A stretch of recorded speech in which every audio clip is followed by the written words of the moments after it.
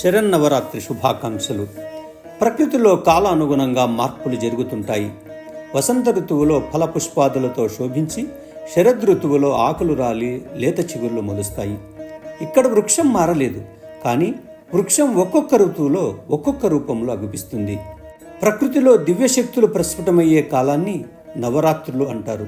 ప్రకృతి శ్రీతత్వానికి ప్రతీకగా మనం భావిస్తాం. కావున ఈ కాలాన్ని దేవీ శరన్నవరాత్రులు అని పిలుస్తారు. మరి రాత్రి అని ఎందుకు పిలుస్తారు? రాత్రి అనగా విశ్రాంత సమయం. గాఢ విశ్రాంత సమయంలో పంచేంద్రియాలు, జ్ఞానేంద్రియాలు సేద తీరుతాయి. ఫలితంగా దివ్యశక్తులు మానవుని వశమవుతాయి. సహజంగా మనం కాలాన్ని ఉత్సవంగా జరుపుకుంటాం. కానీ ఈ నవరాత్రుల్లో కాలమే దివ్యశక్తులను ఉత్సవంగా జరుపుకుంటుంది. ఇది ప్రత్యేకత. ఉత్సవాలు జరుపుకునే ముందు మనం మన పరిసరాలను శుద్ధి చేసుకుంటాం. అలాగే మనము కూడా ఈ నవరాత్రులనే ఉత్సవాలు జరుపుకునే ముందుగా మనసును ఆవరించిన 3 మలాలను అనగా ఆన్వమలము, కామిక మలము, కాయక మలములను శుద్ధి చేసుకుంటే మనసు దివ్యశక్తులతో ప్రకాశిస్తుంది.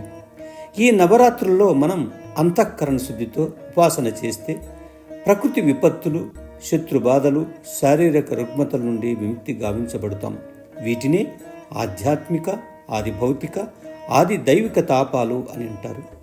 9 రోజులు ఉపాసన చేస్తే 9 మాసాల అనంతరం ఉద్భవించే నవజాత శిశువుగా క్రొత్త రూపం దాలుస్తాం. సర్వే జన సుఖినో భవంతు.